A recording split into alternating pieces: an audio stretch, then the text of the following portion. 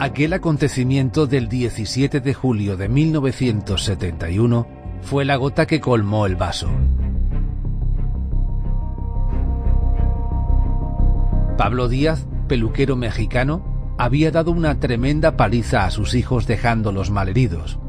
Los castigos físicos venían siendo una constante en aquella vivienda ubicada en el número 15 de la calle Pirineos, en Ciudad de México. Pero aquel día, su esposa, Trinidad Ruiz, conocida como la tamalera por vender tamales de carne y verdura, no pudo aguantar más. Horas después, cuando su marido se sentó a ver la televisión,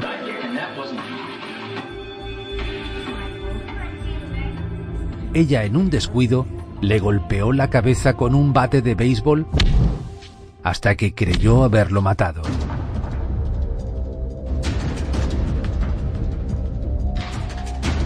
Para poder meter el cuerpo en un saco, tuvo que cortarle las piernas con una sierra. En ese momento, descubrió que su marido aún se movía y lanzaba apagados lamentos, lo cual no fue motivo para detener el descuartizamiento. Antes de cerrar el saco, arrancó algunos pedazos de carne con los que fabricó tamales que vendió en los días siguientes. Hoy sus tamales quedaron mejor que nunca, ¿eh? Para esto de los tamales, mi vieja se pinta sola. Cierto, muy ¿O no? rico. Muy rico. Riquísimo. Luego, abandonó el cadáver a las afueras de la barriada. Esta noche, abrimos los expedientes de dos mujeres, el de Trinidad Ruiz, alias La Tamalera, y el de la estadounidense Diane Downs, alias Lady Muerte, condenada por el asesinato de dos de sus hijos. En este caso, la justicia dictó sentencia sin que existieran pruebas directas del crimen, por lo que muchos investigadores aún sospechan que el auténtico asesino siguió en libertad.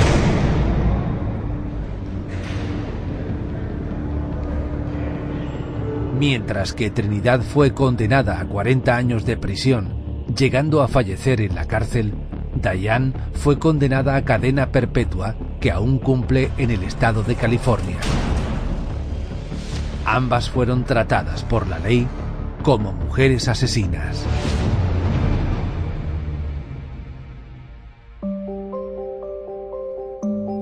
El expediente de esta noche nos presenta a dos mujeres asesinas, o mejor dicho, a dos mujeres encarceladas por asesinato.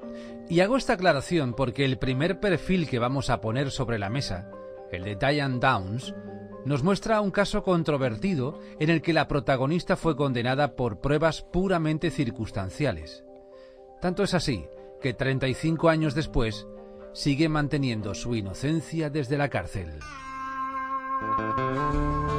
José Manuel Frías, buenas noches. Buenas noches, Pedro. ¿Qué sabemos de los primeros años de vida de Diane Downs? Diane nació en Phoenix, en Arizona, el 7 de agosto de 1955. Su padre, Wes, trabajaba de cartero y tanto él como su esposa, Willa Dent, eran parte activa de la Iglesia Baptista del Sur. Con esto quiero decir que Diane fue una niña a la que trataron con cariño, una niña que tenía un alto coeficiente intelectual, con muy buenas notas en la escuela, pero a la que por desgracia le costaba relacionarse con sus compañeros. Y aquello fue provocando problemas de integración, porque los demás muchachos la rechazaban debido a ese carácter tan introvertido. Decías que sus padres la trataron con cariño, pero eso cambió cuando Diane cumplió los 12 años, ¿no? Bueno, su madre la siguió tratando bien, pero su padre, Wes, no sabemos por qué, comenzó a sentir una atracción sexual hacia su propia hija. Por las noches entraba en su habitación y comenzaba a tocarla. A Diane aquello le asustó mucho y de hecho siempre dormía vestida. En una ocasión concreta, mientras iban los dos en el coche, Wes volvió a practicar tocamientos y ella empezó a gritar, llamando la atención de un policía que iba en su vehículo. El agente detuvo a Wes, interrogó a la chiquilla, pero ella negó que pasara nada. Más adelante confesaría que no denunció a su padre, porque sabía que si lo encarcelaban, la familia quedaría desamparada. En todo caso, tras aquel susto con la policía, Wes, después de un año de abusos, dejó de acosarla. Pero me imagino que aquel suceso le dejaría algún tipo de huella psicológica. Era inevitable, aunque seguía siendo una buena alumna en la Escuela Superior de Mon Valley, donde conoció a un compañero que precisamente años después se convertiría en su esposo. Algo en su mente no iba bien. A los 13 años intentó suicidarse cortándose las venas, pero el corte fue tan superficial que no le ocurrió nada. Aunque el padre de Diane, Wes, dejó de abusar de su hija, siguió provocándole situaciones incómodas. Cuando el perro de la muchacha fue atropellado por un tractor, quedando moribundo en el suelo, Wes, delante de Diane, y a pesar de los gritos de espanto de la chica, lo remató disparándole con una escopeta. Aquella visión espantosa causó en Diane tal impacto emocional que perdió la conciencia durante algunas horas. La propia protagonista contaría tiempo después lo siguiente. Perdí la noción de todo. Recuerdo el sonido de la escopeta y lo siguiente que supe fue que estaba en mi cuarto poniéndome una blusa limpia. Supongo que eché a correr cuando oí la escopeta. Me encontraron más tarde caminando por la carretera. Tenía el pie ensangrentado, como si le hubiera dado una patada a algo. Permanecí 1 hora en estado de amnesia completa. Mi padre me sermoneó durante horas. Me acorralaba en un rincón y me regañaba. La presión a la que me sometía me hacía arañarme la cara. En noviembre de 1973, al cumplir los 18 años, Diane Downs se casó con su novio del instituto, Steve Downs, y se fueron a vivir juntos.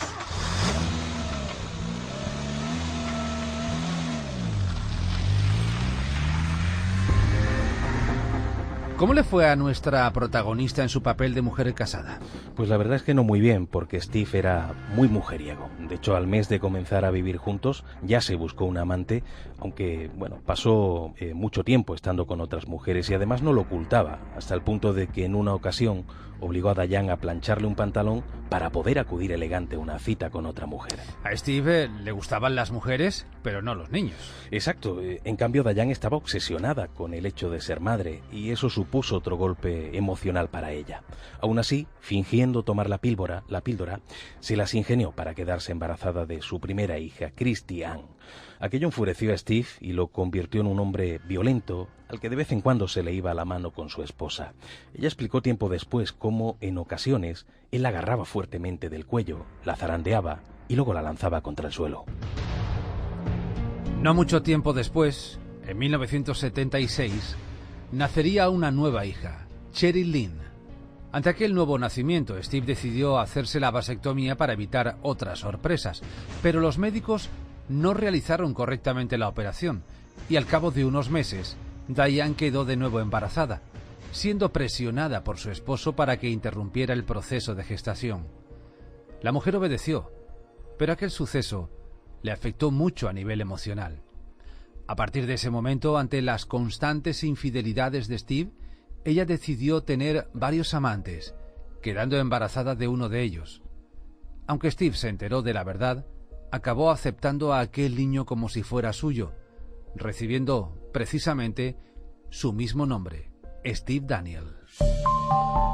José Manuel, cuentan las crónicas de prensa que algo cambió en la vida de Diane a raíz de ver un programa de televisión. Fue en el año 1980 y se trataba de un programa sobre madres de alquiler.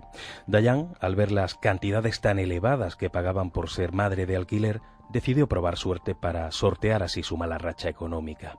Aunque durante las pruebas de selección encontraron en ella ciertos problemas mentales, los encargados vieron que físicamente estaba en perfecto estado y por lo tanto fue aceptada. En septiembre de 1981 fue inseminada, concretamente en la clínica de madres sustitutas, dando a luz en mayo de 1982. Tras la entrega del bebé, recibió $10.000. Por aquel entonces se produjo su divorcio. Sí, por eso le vino precisamente bien ese dinero, porque con él se compró una pequeña casa en la ciudad de Chandler, a la que se fue a vivir con sus 3 hijos. Pero allí vivió poco tiempo, ¿no? Muy poquito tiempo, apenas 5 meses, porque en octubre la casa se incendió y Diane recibió una indemnización de $7.000 del seguro. Hay quien piensa que fue un incendio premeditado, aunque nunca se pudo demostrar. ¿Dónde se instaló Diane después de aquel incendio? Después se fue a vivir a Springfield. Allí parece que no cayó muy bien a sus vecinas porque Diane siguió coleccionando amantes y muchos de esos hombres eran hombres casados del municipio. A ellos parecía no molestarles el que nuestra protagonista fuera una mitómana, o sea, que se inventara detalles de su vida para poder ser el centro de atención. El 19 de mayo de 1983 ocurrió la tragedia. Diane había ido a visitar a una amiga en la compañía de sus 3 hijos. Luego, sobre las 21:40, los 4 montaron en el vehículo de camino a casa.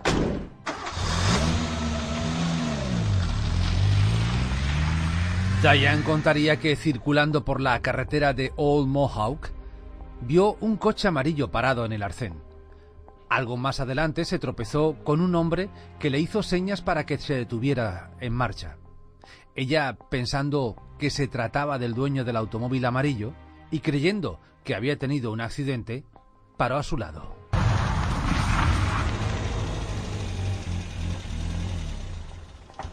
Diane dijo que aquel señor tendría unos 30 años de edad.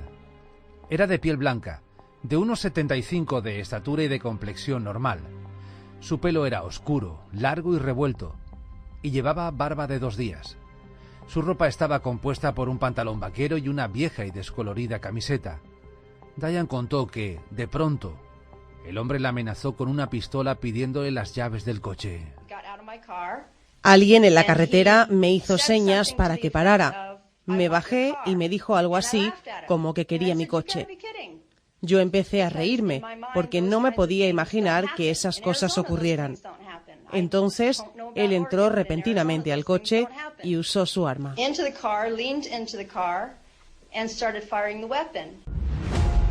Al negarse, él introdujo su mano por la ventanilla, disparando a los 3 niños, y luego pegándole un tiro a ella en un brazo que le causó una fractura. Diane logró huir, mientras se enrollaba una toalla en el brazo para evitar sangrar demasiado. Debido al dolor, condujo lentamente hasta el hospital más cercano. José Manuel, ¿hubo pruebas de que lo que Diane contó era cierto?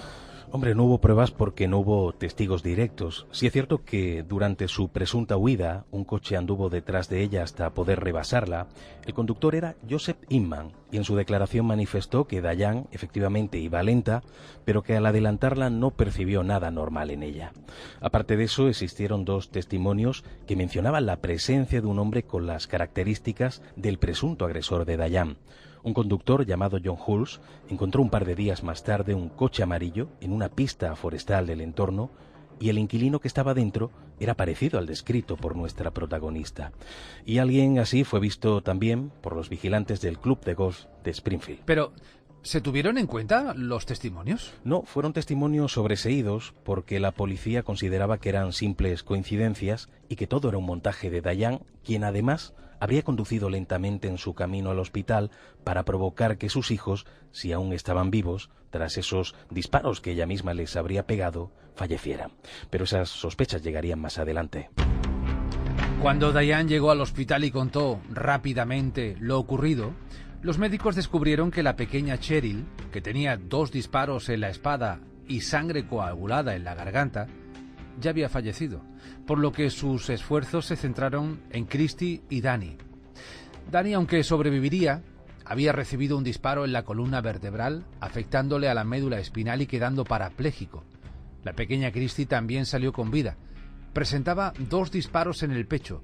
Su pronóstico era grave, e incluso llegó a sufrir un paro cardíaco y diversas hemorragias internas.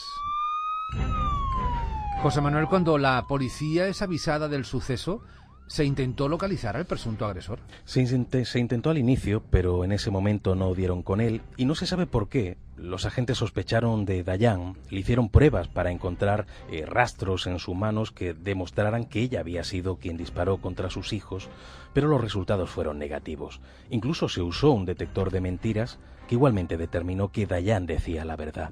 Pero el fiscal estaba empeñado en creer que los disparos contra sus hijos había sido un plan urdido por la mujer para lograr que su marido volviera con ella. Por eso, aunque Diane parecía afanada en buscar datos para dar con su supuesto agresor, la policía fijó la vista únicamente en ella intentando descubrir alguna incongruencia en su testimonio. Pero, por lo que cuentas, había razones para pensar que Diane decía la verdad. Muchas, había incluso muchos detalles, ya hemos hablado de algunos, como por ejemplo los resultados positivos del detector de mentiras, el resultado de esa prueba de rastro de pólvora, y aparte quien pensó que si Diane quería matar a sus hijos, los hubiera rematado directamente o hubiera tardado más en llegar al hospital. Y en cuanto al móvil de un posible regreso del marido, en realidad fue todo lo contrario. El suceso lo dejó espantado, receló aún más de la mujer, pero fíjate, incluso los doctores dijeron que era imposible que ella misma se hubiera podido disparar, ya que la herida que tenía en el brazo demostraba que la bala había entrado en un ángulo imposible de lograr por uno mismo.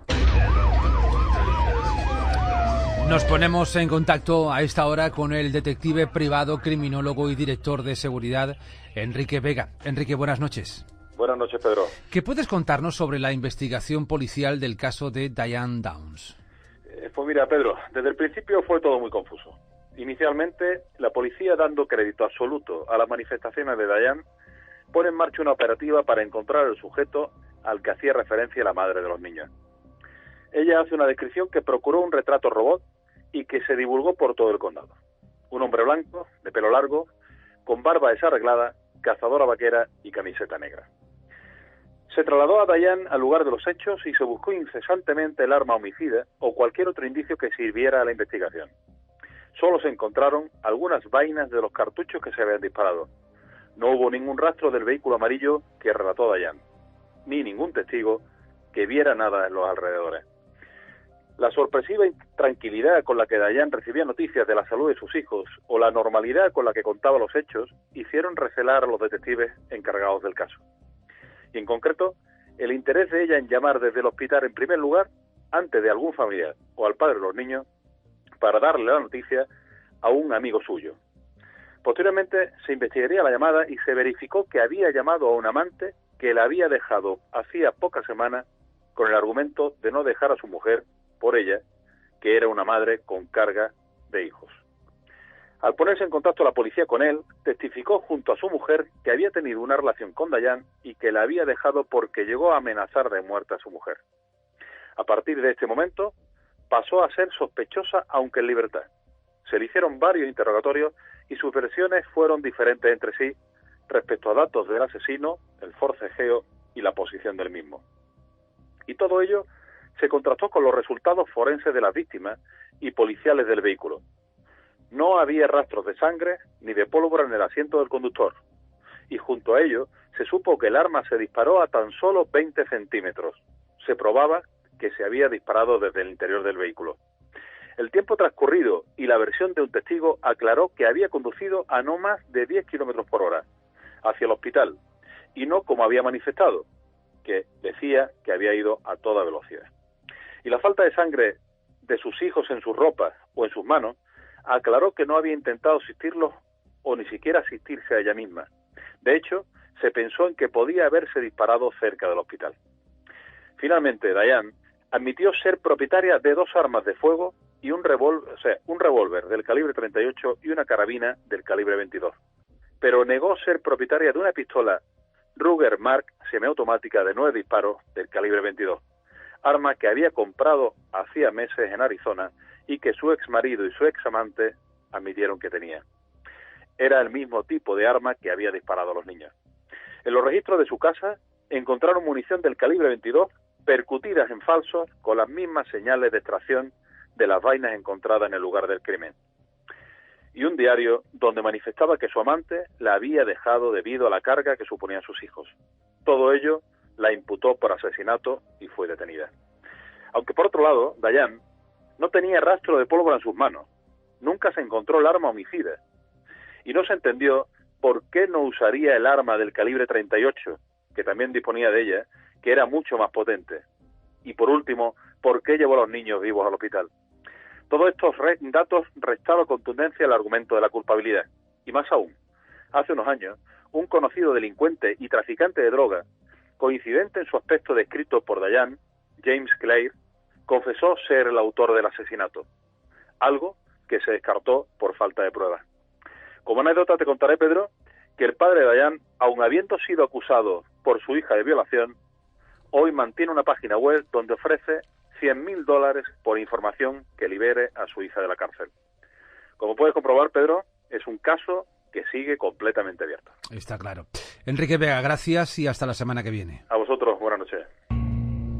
José Manuel, siguiendo con nuestro expediente, ¿qué ocurrió con los hijos supervivientes de Diane durante las investigaciones? Primeramente fueron interrogados por la policía en varias ocasiones, pero Dani señalaba como culpable, de una manera un poco fantasiosa, a un tal Jack, que tal y como él dijo era como el del cuento de Jack y las habichuelas mágicas.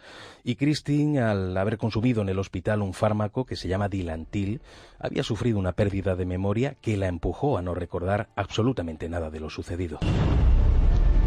Mientras los medios de comunicación y la opinión pública parecían empatizar con Diane, ella aparecía en diversas entrevistas quejándose del trato que estaba recibiendo por parte de la justicia.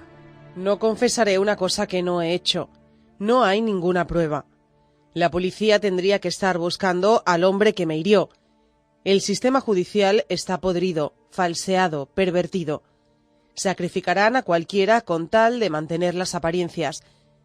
No están buscando a quien lo hizo, que probablemente está ya fuera del estado y ahora tienen que colgarle el muerto a alguien. Tras pasar Dani y Christy unas semanas en el hospital, el fiscal Fred Hughey logró quitarle la custodia de los niños a Diane y los envió temporalmente al hogar de un matrimonio especializado en niños víctimas de violencia.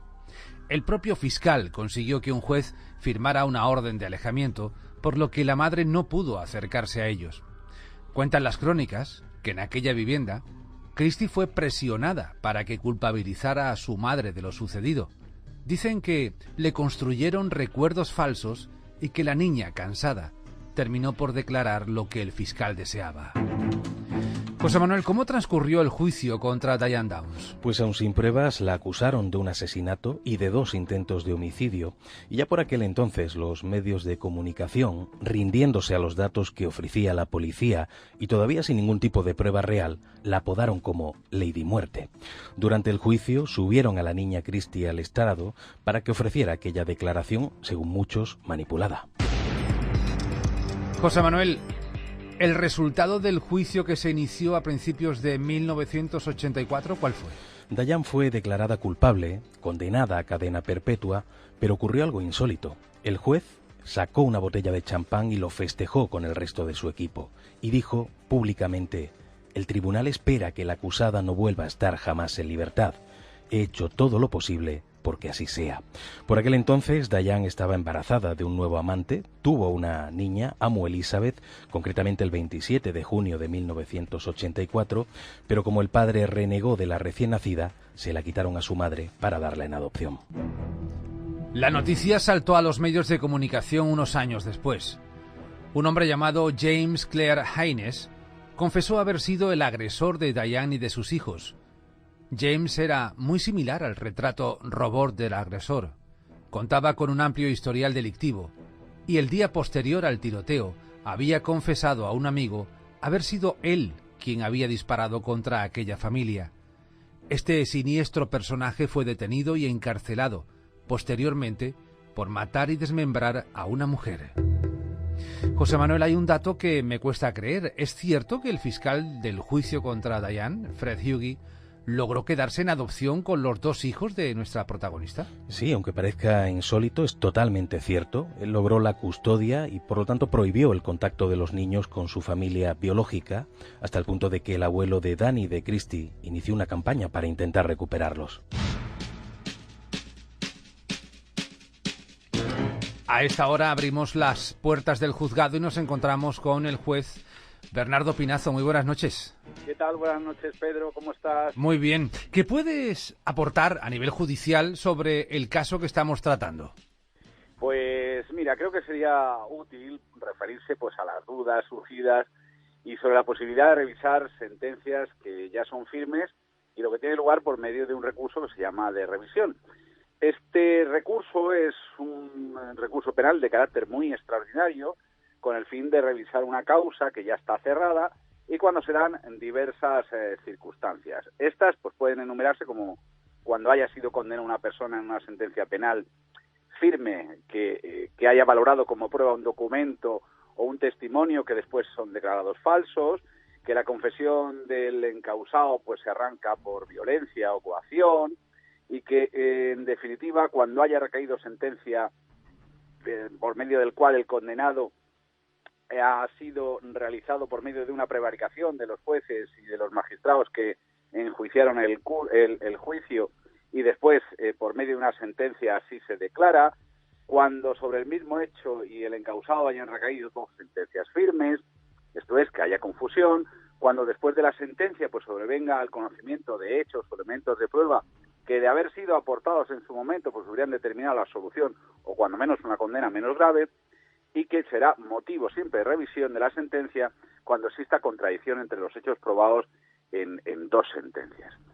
También, que eso es relativamente cercano, puede solicitarse la revisión cuando el Tribunal Europeo de Derechos Humanos pues haya declarado que dicha resolución fue dictada por medio de una violación o de alguno de los derechos reconocidos en el Convenio Europeo de Derechos Fundamentales y que está muy de moda. Por lo tanto, pues las sentencias firmes no lo son no lo son tantos siempre que tengan una posibilidad de recurso extraordinario de revisión y que pueden verse anuladas, como por ejemplo el caso de esta noche. Juez Bernardo Pinazo, gracias, como siempre, buenas noches y hasta la semana que viene. Muchísimas gracias, Pedro, un abrazo, adiós. Años después, la hija de Diane Christie, ahora convertida en una adolescente, reconoció que no sabía quién le había disparado y que durante el juicio dijo aquello que le empujaron a decir. Debido a eso y a la existencia de un asesino confeso, son muchas las personas que han luchado por limpiar el nombre de Diane Downs, que aún cumple condena en la prisión de Chowchilla, en el estado de California. Hasta el momento, todos sus recursos le han sido denegados. Nos detenemos en este punto durante unos minutos para dar paso a una historia cercana en el tiempo en el que una mujer haya sido acusada de actuar de manera delictiva. Y tenemos un caso que ha saltado a los medios de comunicación recientemente, y es el de una enfermera de la prisión de Huelva que es sospechosa de haber envenenado a 5 compañeros. Queremos conocer algunas de las claves de este suceso y para ello nos acompaña Ana Oreiro, jefa de informativos de COPE Huelva. Ana, buenas noches. Muy buenas noches. El envenenamiento se destapa el 15 de noviembre del pasado año. ¿Qué ocurrió aquella tarde? Pues mira, lo que ocurrió fue que 6 de los responsables de la enfermería de la prisión de Huelva, como cada mañana, desayunaron y empezaron a encontrarse mal. Sintieron mareos, vómitos y afortunadamente algunos de sus compañeros no habían desayunado y pudieron atenderlos en un primer momento. Más tarde fueron derivados al hospital porque luego se descubrió que habían sido envenenados con la leche con la que habían desayunado. Se les realizó un test de drogas y descubrió que habían sido envenenados por metadona y benzodiazepina. ¿Se sospechó desde un principio que el culpable era un empleado? Pues efectivamente, y eso pasa porque los psicotrópicos, las drogas que se dan en prisión, pues sobre todo para los presos que tienen algún problema de drogas, se guardan bajo llave, por lo que desde un primer momento se sospechó que el culpable tenía que ser alguien de los que trabajan en ese servicio sanitario. Lo curioso, Ana, es que la investigación sacó a la luz al menos los casos anteriores de 3 intoxicados, un par de ellos en el mes de agosto y otro apenas una semana antes de los hechos, algo que había pasado de alguna manera inadvertido en aquellos momentos. ¿Se dieron las mismas circunstancias en esas ocasiones? Efectivamente, al menos circunstancias parecidas. A raíz de esta investigación salieron a la luz otros casos que en un primer momento, bueno, pues habían pasado como una enfermedad común. Pues eran vómitos, mareos, pues alguien que tenía un virus o se encontraba mal. Según nos confirmaban hoy, en uno de los casos resultó intoxicada una persona a la que parece que van dirigidos los ataques.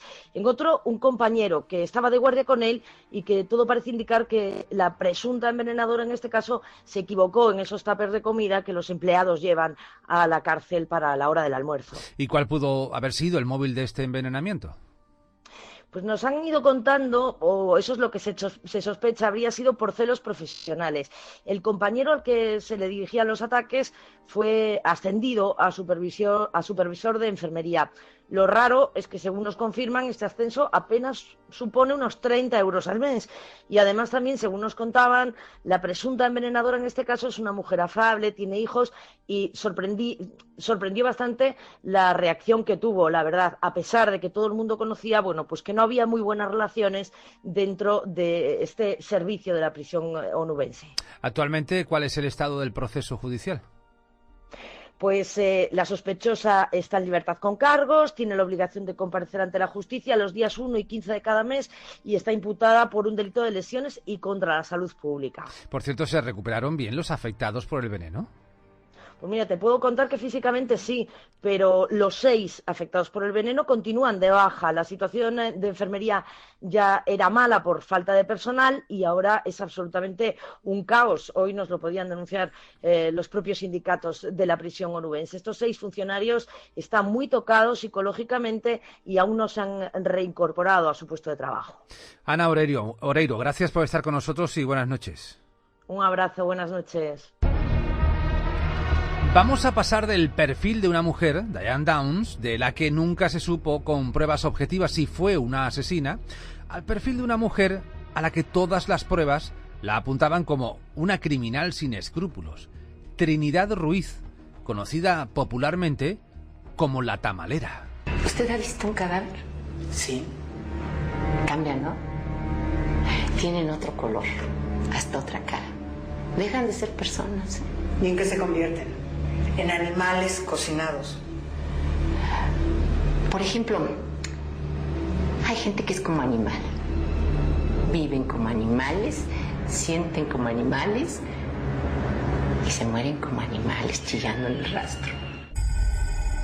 José Manuel, vamos a comenzar esta vez por el final de la historia, que sucedió el 19 de julio de 1971 en la colonia Justo Sierra, en Ciudad de México. Aquel día los vecinos de la calle Sur 71A, concretamente los que habitaban en las cercanías de la casa 508, comenzaron a notar en el aire un olor pestilente que parecía provenir de aquel terreno. Pero claro, al ser una zona de granjas quiero decir abandonadas, llegaron a pensar que se trataba de animales en descomposición. Por eso, cuando el encargado de la limpieza de ese entorno pasó por allí, los vecinos le dijeron que echara un vistazo, por si tenía que recoger alguna materia en descomposición. ¿Llegó a descubrir de dónde procedía el olor? Sí, tapándose la nariz ante el olor putrefacto, lo localizó concretamente en un enorme saco que estaba tirado entre la maleza. En él se leía Conasupo, maíz y frijol, capacidad 90 kilogramos. Cuando se agachó vio que el fardo estaba completamente cosido, lo tocó por encima, esperando notar al otro lado de la tela pues el cuerpo de una gallina o algo parecido, pero aunque no supo con seguridad lo que era, la intuición le hizo pensar que algo iba mal y llamó a la policía. Bueno, ¿y qué encontraron los agentes? Los agentes, con los rostros cubiertos para evitar la pestilencia, abrieron con una navaja el saco y apareció lo que nunca hubieran imaginado, un pie humano con un calcetín. Ante una situación así avisaron a sus superiores y cuando llegaron abrieron de todo el fardo, encontrando dentro un cuerpo descuartizado, eso sí, sin cabeza. La cabeza no apareció en aquel momento por ningún lugar. Después de tomar las huellas al cadáver, lo trasladaron al servicio médico forense. Los datos sobre la identidad de aquel cuerpo no tardaron en llegar. Su nombre, Pablo Díaz, un peluquero de 53 años. Un hombre fichado por la policía debido a diferentes altercados por delitos de lesiones y por abusos a menores. Los forenses indicaron que Pablo había sido atacado con 2 armas, una sierra y un hacha, y que las piernas le habían sido cortadas mientras estaba vivo. Aquí lo interesante del caso está en el corte. Fíjate, Isabel, cualquier otra persona le hubiera dado un machetazo así nomás. Sin embargo, aquí el corte del hueso se ve que está hecho con mucho cuidadito. ¿Cómo que le sabía? Doctor Trejo, ¿quiere que tome unas fotos del tórax? Aquí está el cadáver, ¿no? Si quieres, tomo las fotos yo, Camacho. No, ese es mi trabajo. Las palabras de uno de los peritos dejaron asombrados a los medios de comunicación. Es la primera vez que veo un asesinato como este. Los judíos y aztecas los practicaban para castigar el homicidio, el robo y el adulterio. Y qué paciencia la de los verdugos para serrarles las piernas. José Manuel, ¿cómo enfocaron los agentes la investigación? Una vez que la víctima fue identificada, acudieron al domicilio que tenían en la base de datos, pero Pablo ya no vivía allí. Aún así, los vecinos pudieron darle su nueva ubicación, incluso le indicaron que él estaba casado con Trinidad Ruiz. Ella era conocida como la tamalera porque era una vendedora ambulante de tamales, de esa especie de empanadas rellenas de carne y verdura. El matrimonio vivía en la calle Portales, concretamente en el número 15, aunque la tamalera vendía sus productos en plena calle Emiliano Zapata. ¿Qué ocurrió cuando los agentes llegaron a esa vivienda? Allí se encontraron a la tamalera, que estaba planchando, y cuando le dijeron que su esposo había muerto, la actitud de Trinidad fue tan fría, vieron en sus ojos una mirada tan maligna que sospecharon de ella y la condujeron a la jefatura. Aunque al ser interrogada, la mujer dijo que Pablo tenía muchos enemigos y que por lo tanto cualquiera de ellos podía haberlo matado, poco a poco se fue soltando y comenzó a narrar las desavenencias que tenía con él. La tamalera contó que discutía mucho con su marido y que Pablo solía pegar a menudo a sus niños ante cualquier pequeña travesura que hicieran. También contó que el hombre apenas trabajaba, pero que le quitaba casi todo el dinero que ella ganaba vendiendo en la calle. Dinero que se gastaba viendo combates de boxeo y yendo al cine, y que además la había amenazado con dejarla para irse con otra mujer. A bocajarro, el inspector le preguntó: ¿por eso lo asesinó? Y casi sin pensarlo ella respondió: sí, señor, por eso lo maté. Se lo merecía. José Manuel, llegados a ese punto, ¿explicó la tamalera de qué forma había cometido el asesinato? Sí, ella contó que 2 días antes, concretamente el sábado 17 de julio, Pablo había dado una paliza a los niños por haber jugado en su cama, pero una paliza para la que utilizó un palo, o sea, los dejó muy mal heridos, y después los mandó a la cama sin cenar. Cuando el hombre se sentó a ver la televisión algo más tarde, la tamalera, indignada por el trato a sus hijos, apareció por detrás con un bate de béisbol y le dio un fuerte golpe en la cabeza. Al ver que aún se movía, le dio otros 2 golpes hasta que ella creyó que estaba muerto. Asustada, quiso deshacerse de alguna manera del cuerpo para evitar que fuera descubierto. La mujer encontró en la casa un saco de tela grande, de Conasupo, la Compañía Nacional de Subsistencias Populares, e intentó meter el cuerpo dentro. Pero al ver que no cabía bien, es cuando pensó en cortarlo en trozos. En ese momento, fue a por un hacha y una sierra y empezó a cortar las piernas. Durante el proceso, vio que su marido se movía levemente y profería quejidos, aunque terminó muriendo algo después. La tamalera metió las piernas en el saco, luego el resto del cuerpo, y como la cabeza no cabía, la cortó y la dejó fuera, cosiendo finalmente la bolsa. La cabeza sería encontrada más adelante por la policía. 2 horas había durado el proceso de descuartizamiento. José Manuel, parece que, a pesar de la confesión de la tamalera, los agentes siguieron pensando que no había actuado sola. Sí, lo pensaban y de hecho le hicieron una propuesta a Trinidad. Si ella confesaba quién había sido su cómplice, le caerían solamente 20 años de cárcel. Pero si no lo hacía, tendría una condena acorde con su crimen, que era 40 años de prisión. La tamalera, en ese momento, con una mirada fría, dijo: yo soy la única responsable. Según el testimonio de Trinidad Ruiz, tras matar a su marido, limpió la sangre de la casa, limpió la sangre del hacha y de la sierra, escondió las ropas del hombre bajo el colchón y guardó la cabeza en un bote después de hervirla. Luego trasladó el cadáver a las afueras encima de un carro de carga. Y hay algo espantoso. Cuando los agentes le preguntaron a la tamalera que por qué faltaban trozos de carne en las piernas de Pablo, ella confesó que, antes de coser el saco, había arrancado algunos pedazos de aquella carne para fabricar sus tamales y así ahorrar algo de dinero. Cuando los habitantes de Colonia Portales supieron que habían comido carne humana sin saberlo, quedaron completamente espantados. Doctor, nuevas evidencias. Gracias, Isabel, pero no creo que sea necesario. Son cosas que estaban en la fonda de la detenida. Creo que debemos de analizarlas. Tenemos una asesina confesa, Isabel. Sí, doctor, pero creo que debemos de determinar cómo lo mató y qué hizo con el resto del cuerpo. ¿No te parece suficiente lo que tenemos ahí en la plancha? No, lo que digo es que a lo mejor ella... Bueno, te lo pregunto, si te parece, porque creo que deberás de ver esto.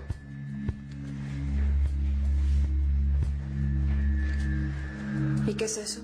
El análisis histológico de la carne con la que estaban hechos los tamales. José Manuel, ¿cómo transcurrió el juicio contra la tamalera? Trinidad fue acusada de homicidio, de profanación de cadáver y de inhumación clandestina. La mujer, delante del juez, mostró arrepentimiento por su crimen, aunque dijo que había actuado así pensando en el maltrato que Pablo infligía a sus hijos. Después de 2 años de juicio, la tamalera fue condenada por homicidio con premeditación, alevosía, ventaja y traición a 40 años de cárcel. Dicen los que estaban presentes que su rostro fue impasible al recibir la condena. Cuando la trasladaron a prisión, fue recluida junto a las presas con enfermedades mentales, al considerarse que tenía algún tipo de trastorno psicológico. Sus hijos fueron enviados a una casa de protección. A esta hora nos adentramos en el gabinete de psicología de Ángela Gual. Ángela, buenas noches.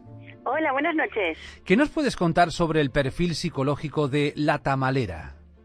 Bueno, pues veréis, en esta ocasión parece que la asesina actúa así pues por mera desesperación, es decir, por tratar de acabar con un problema para el cual sinceramente no tiene recursos más funcionales. Parece también que no existe apenas premeditación, es decir, que actúa por impulsos, guiados por fuertes emociones de rabia e impotencia que la embargan pues hasta la saturación de sus capacidades cognitivas. Vemos cómo golpea al marido con un bate de béisbol. En un principio, para una mujer se puede complicar la cosa, digamos, si no da los golpes certeros y con la potencia adecuada, que de hecho es lo que ocurre al final. Es decir, una planificación más estudiada seguramente pues habría guiado a nuestra protagonista a elegir un arma más afín a sus características personales, que maximizara sus probabilidades de éxito y redujera los imprevistos, como podría ser pues bien un arma de fuego, el envenenamiento, etcétera. Entonces, bueno, esto nos muestra poca planificación, ¿vale? De la misma manera, apreciamos que no sabe qué hacer con el cuerpo. De hecho, pretende meterlo en un saco que encuentra por la casa y que después resulta ser demasiado pequeño. Además, tiene que ir a pedirle el hacha a una vecina y justo en el momento de necesitarla, porque no tenía previsto ni el desplazamiento ni el traslado. Todos estos datos y muchos más que se nos van desvelando a lo largo de la narración de los hechos nos van demostrando que Trinidad realmente actúa bajo un fuerte estrés y de forma no calculada. Eso nos da datos también sobre su personalidad, frágil y sensible. Ella vive con el padecimiento de ver sufrir a sus hijos en manos de su marido, sin sentirse capaz de hacer nada al respecto, seguramente por miedo a las posibles represalias o al abandono de este, pero viviéndolo, claro, con sentimientos de fuerte injusticia. Y como todo acúmulo de tensión y de sentimientos de abuso, pues un día llega el rebosamiento. Entonces, Trinidad actúa impulsivamente, presa de la sensación de desesperanza y rabia, y trata de matar a aquel hombre pues como desenlace final a su calvario. Y bueno, lo que viene después, el descuartizamiento, el guardar la cabeza en un bote, nos indica una vez más la falta de recursos de esta mujer y la poca ideación a la hora de cometer un crimen. Vemos cómo se siente abrumada y horrorizada por el hecho, cuando verbaliza, por ejemplo, su arrepentimiento en el juicio y cuando dice abiertamente lo que ha ocurrido. Vemos cuando no huye de la casa, ni opone resistencia al interrogatorio, ni a la declaración del delito, ni a la búsqueda de pruebas. Es decir, lo pone todo muy en bandeja. Y en parte es para mitigar también un poco los sentimientos de culpa y remordimientos que siente por lo acontecido. En definitiva, en este caso, pues no vemos a una psicópata, ¿no?, con intereses perversos y egoístas, sino casi todo lo contrario, diríamos que una neurótica descontrolada, es decir, una mujer que se deja llevar por sus emociones y sentimientos, realizando un acto presa del pánico y de la ira del mismo momento. Si bien es cierto que además describe a una persona que se contiene como intento de solución repetida en el tiempo, es decir, su inseguridad y su falta de percepción de la valía personal le impiden defender a su prole y hacer frente al enemigo. Dentro de ella se produce y acrementa un odio y un sentimiento de inadecuación, de mediocridad, por permitir algo que va contra natura por parte de una madre que termina por explotar, como un volcán en plena erupción, absolutamente imposible de moderar. Que se arrepienta o no ya es otro debate, ya que ella pretende hacer un mal para evitar un mal mayor y sus hijos parece que son lo más importante. Así que posiblemente el sacrificio le vale la pena, eso ya no lo podemos saber. Ángela Gual, gracias, buenas noches y hasta la semana que viene. Buenas noches, gracias a vosotros. En la cárcel, Trinidad Ruiz nunca habló con nadie. Fue una persona introvertida que no trabó amistad con ninguna reclusa y que dedicó su tiempo a realizar manualidades. Tras su muerte, la tamalera se convirtió en una especie de siniestro mito. En 1994 vio la luz una película basada en su crimen, El alimento del miedo, del director Juan López Moctezuma, protagonizada por Isaura Espinoza. Su historia también formó parte de un capítulo de la serie televisiva Mujeres Asesinas.